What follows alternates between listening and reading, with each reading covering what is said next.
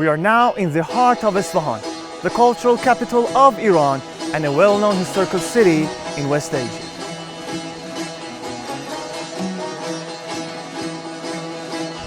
This area used to be Safavid Royal Complex more than 400 years ago.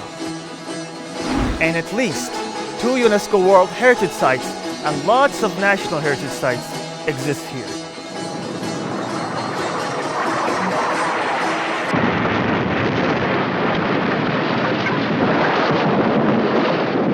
At March 9th, 2026, this area was hit by the American missiles. And after a 15-day lockdown, we are here in the middle of war to see the damages, talk to the UNESCO rep and journalists like Dimitri Leskaris, the owner of the YouTube channel Reason to Resist, and Ahmed from the YouTube channel Propaganda & Co, and others that are visiting this place and ask one of the experts about what exactly happened. You are watching a full report of the damages they've done to the UNESCO World Heritage Sites.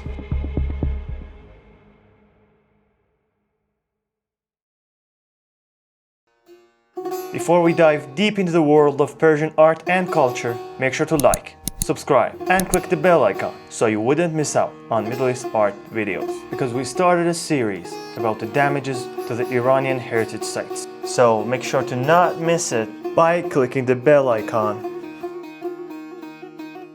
So Mr. Kalantari, tell us where we are now. See, this is the entrance to Chehel Sotun, and we are now entering the Chehel Sotun World Museum Garden.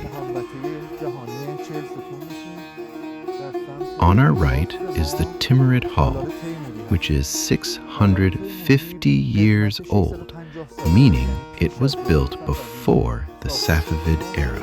We see that the blast wave that occurred in the Governorate has caused serious damage to this facade.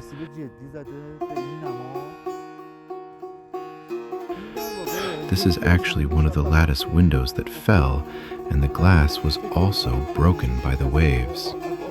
Here, we also had a wall with lattice bricks that was completely destroyed. This is Chehel Sotun, or 40 columns. It's a 17th century pavilion and garden that mostly used in royal entertainment and reception in Safavid era.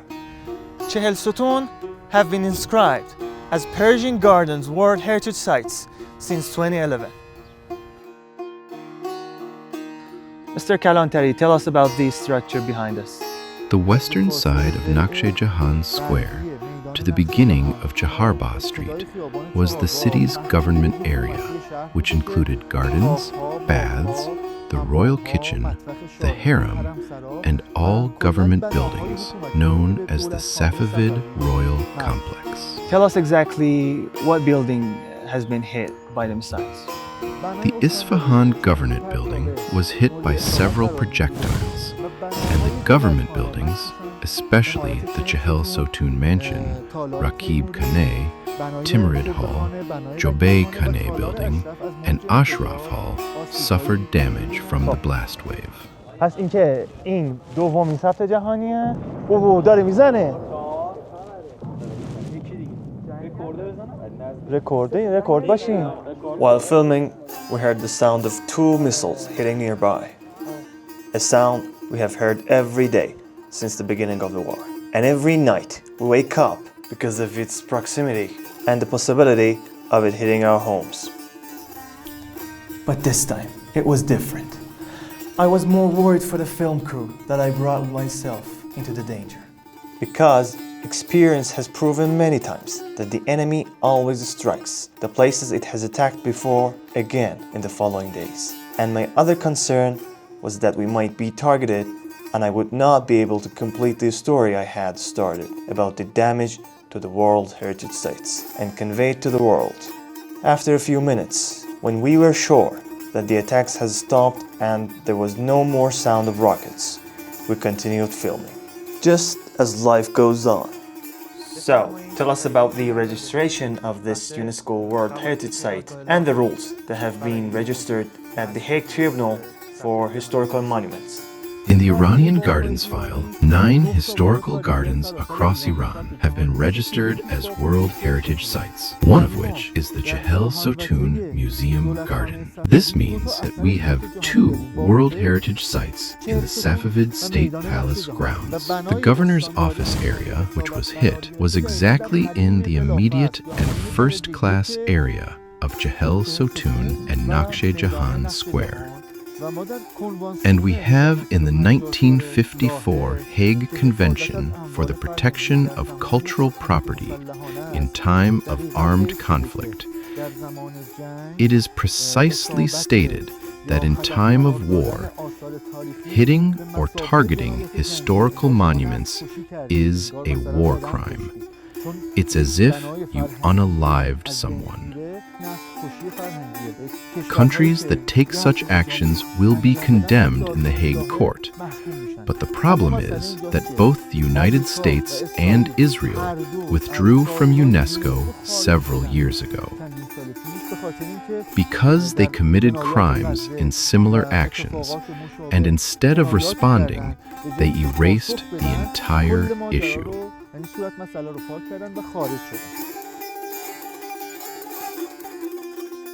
2 days after filming, Dr. Hassan Fartusi, Secretary General Iranian NATCOM for UNESCO, arrived to Isfahan to review the damages. I asked him a question. What kind of message does this situation delivers to other members of the UNESCO organization and other countries and cultures who have World Heritage Sites like us? It's not only about cultural heritage, which is irreplaceable if there is any damage, but the most important thing and what is the vision of UNESCO is to protect and preserve the peace and to have the peace-building procedures. Unfortunately, today we could see that the infrastructures are under threat. These cultural sites are not belonging to any country itself. They are belonging to the humanity. If we want to protect the cultural heritage in Iran or anywhere else, it means that we were unable to protect our cultural heritage in the world. Well, we are now on the southern front of the Chehel Sotoun Palace, and the attack on the governor's office here has severely damaged the southern porch and southern front.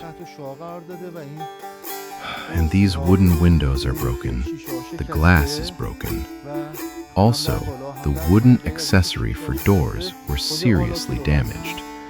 The blast wave broke these and went inside, damaging them, and on the other side, it broke the glass and came out, meaning the blast wave was that powerful. Mr. Kalantari, a problem now arises, which is that we are now seeing a level of visible damage and a level of damage to the building itself.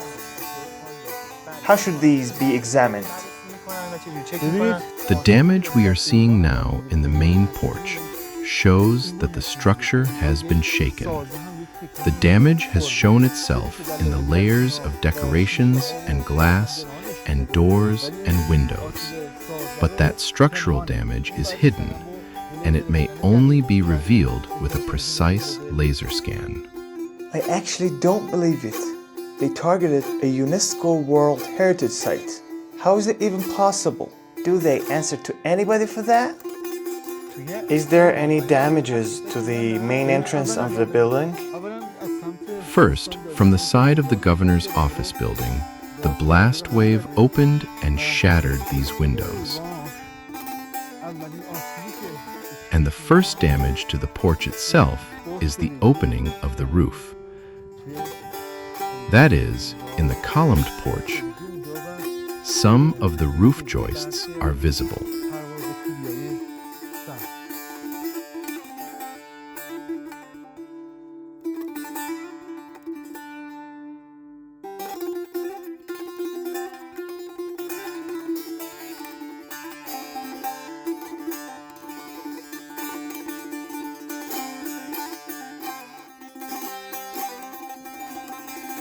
Okay, now we've entered the main hall. The explosion came from this side, and you can see that the windows were completely shattered. And the blast wave entered the hall and exited from this side.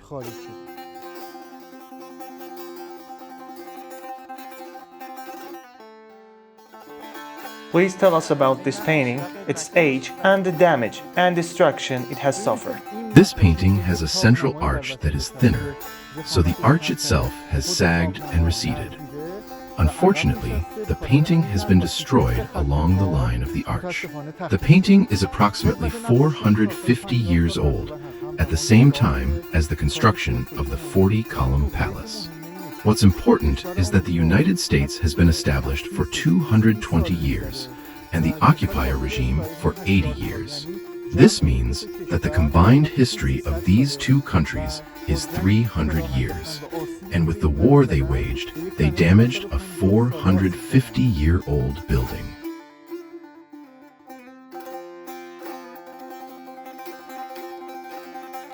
This is another building called Rakib Khane, a government's building in Safavid era that converted to the governor's house throughout time.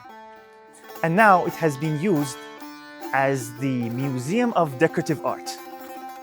While we were visiting the damages of the Rakib Khane, we came across a group of foreign journalists quite by chance. I went forward and talked to one of them and asked him about his point of view.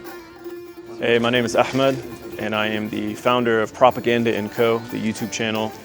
So I'm part of a small cohort of journalists that came from all over the world, crossed into Iran from Turkey, and we have driven so far to Tabriz, Tehran. We're in Isfahan now, and we'll continue to Shiraz, Bandar Abbas, Minab. So we're here documenting the war as journalists, and unfortunately, as you can see behind me, because of the war, the US and Israel dropping bombs either on these locations or nearby has produced shockwaves and shrapnel that blows out the windows, it damages the ceilings, the roof. You know, this is the stuff that like ISIS does, an extremist group. Everyone saw what they did. Whenever they come to sites like this, they would destroy it. Ancient statues, you know, ancient architecture, they would just obliterate it because they were extreme.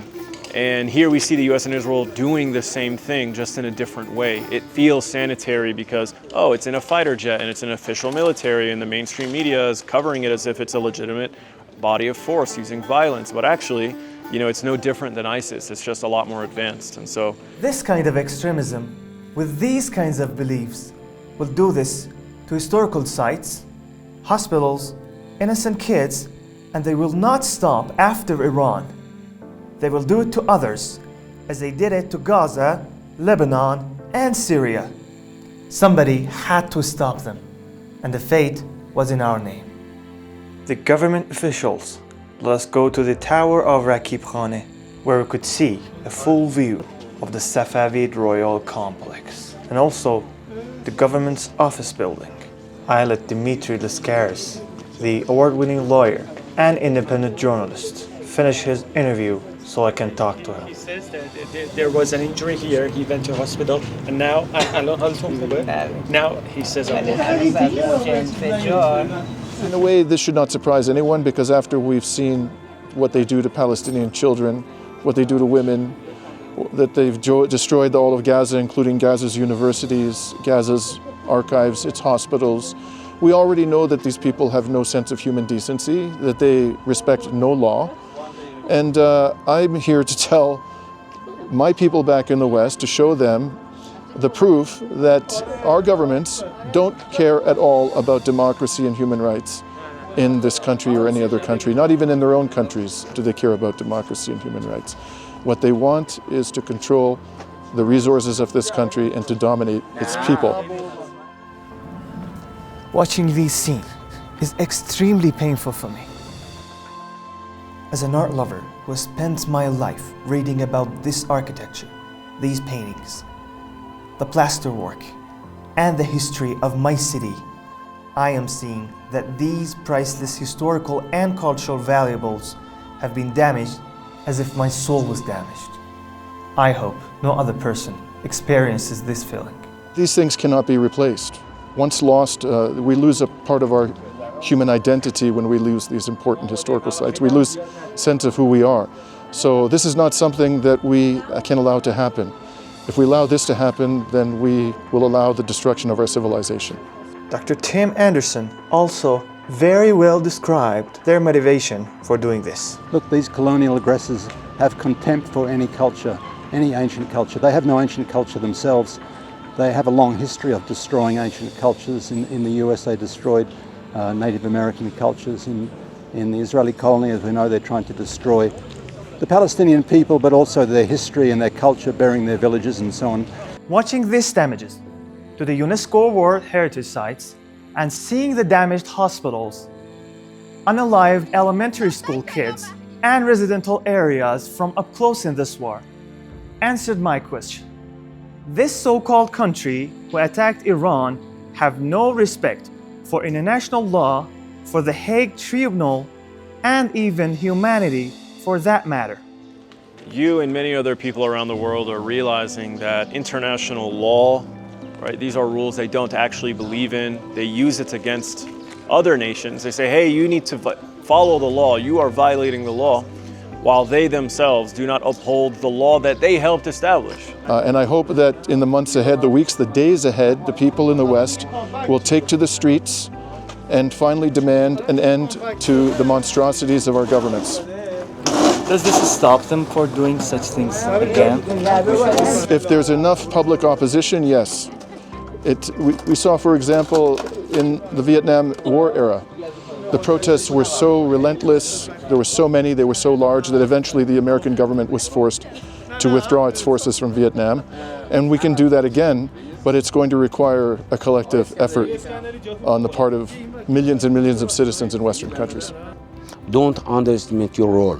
Each of you could be considered as the voice of the cultural heritage. Today in Iran, tomorrow could be everywhere. So please, we have to forget the silence and try our best everywhere. If we can't do anything, please don't hesitate. The cultural heritage sites and the civilization need your help. So my hope is that, there will be peace, there'll be a ceasefire, and Iran can preserve its history and its culture because it has so much to offer and share the world. And after watching this disaster, I ask you to judge for yourself. Help us break the false narrative of the mainstream media. Talk about this oppression on social media. Share this video with your friends. Send a tweet on X or whatever else you think would be effective. Because truth is on the side of the oppressed. And it's up to you now to tell it.